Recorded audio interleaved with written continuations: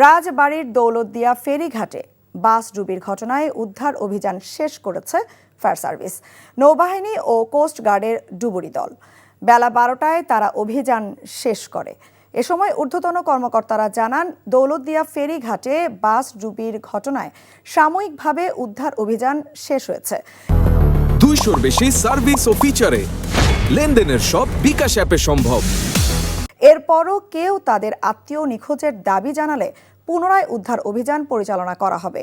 বুধবার বিকেলে ফেরিতে ওঠার সময় নিয়ন্ত্রণ হারিয়ে সৌহার্দ্য পরিবহনের একটি বাস পদ্মা নদীতে ডুবে যায়। এতে ২৬ জনের মরদেহ উদ্ধার করা হয়।